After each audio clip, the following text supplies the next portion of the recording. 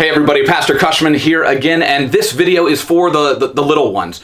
I realize in the video worship services that we have posted, I haven't done a children's message in any of them, and it's something that I've missed, having you guys come up to the front, sitting amongst you, hearing the odd responses to questions and trying to corral everything. But so today I thought I would read a story to you, and I wanted to read a story called The Tale of the Three Trees. It's a story that my mom used to tell to my brother and my sister and I when we were younger. So I wanted to read it to you today.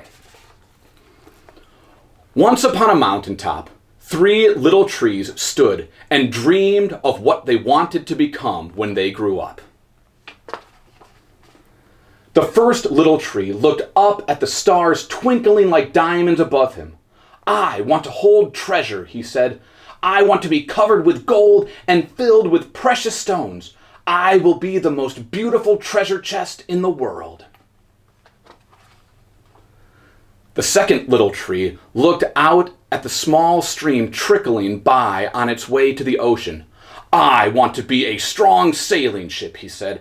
"I want to travel mighty waters and carry powerful kings. I will be the strongest ship in the world." The third little tree looked down into the valley below, where busy men and busy women worked in a busy town. "I don't want to leave this mountaintop at all," she said. "I want to grow so tall that when people stop to look at me, they will raise their eyes to heaven and think of God. I will be the tallest tree in the world."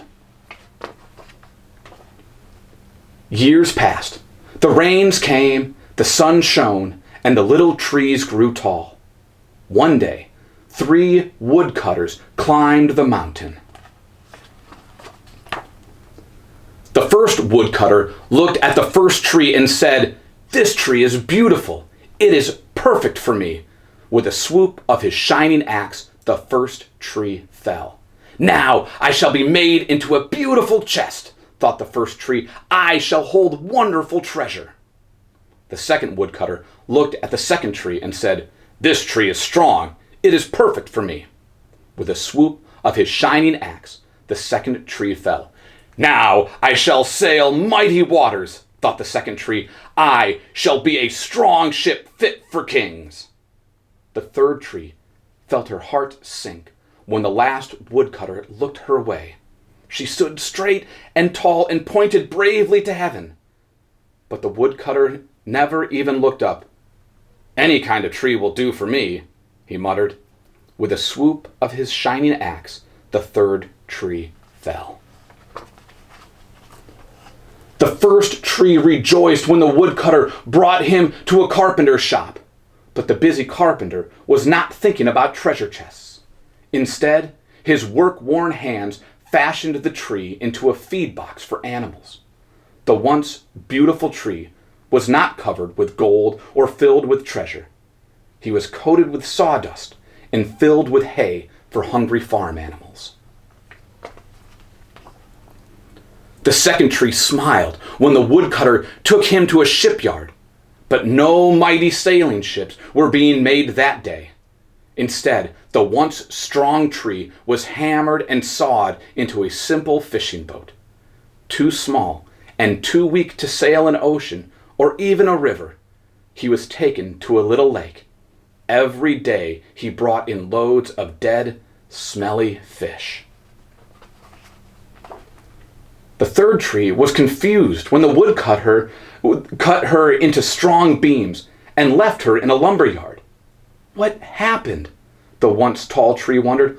All I ever wanted to do was stay on the mountaintop and point to God. Many, many days and nights passed. The three trees nearly forgot their dreams. But one night, golden starlight poured over the first tree as a young woman placed her newborn baby in the feed box. "I wish I could make a cradle for him," her husband whispered. The mother squeezed his hand and smiled as the starlight shone on the smooth and sturdy wood.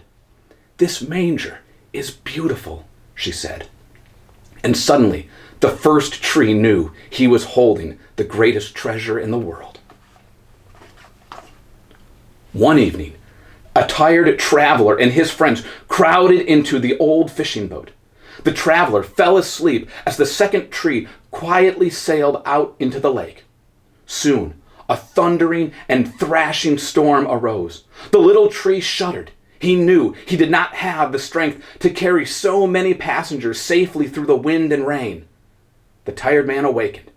He stood up, stretched out his hands, and said, "Peace." The storm stopped as quickly as it had begun. And suddenly, the second tree knew he was carrying the King of heaven and earth. One Friday morning, the third tree was startled when her beams were yanked from the forgotten woodpile. She flinched as she was carried through an angry, jeering crowd. She shuddered when soldiers nailed a man's hands to her. She felt ugly and harsh and cruel. But on Sunday morning, when the sun rose and the earth trembled with joy beneath her, the third tree knew that God's love had changed everything. It had made the first tree beautiful. It had made the second tree strong. And every time people thought of the third tree, they would think of God. That was better than being the tallest tree in the world. I just wanted to let you guys know, drop my book, just wanted to let you guys know that I miss every single one of you. Well, except for my 4 kids. I don't miss you guys because I see you all the time. But the rest of you, I miss you guys so much. I cannot wait until all of this is over and we are able to gather together in worship again. But I want to wish God's richest blessings on you and your families as we finish up Holy Week. And I hope you are ready to sing and to celebrate the resurrection of our Lord on Easter Sunday. As always, stay safe. God bless. Love you guys.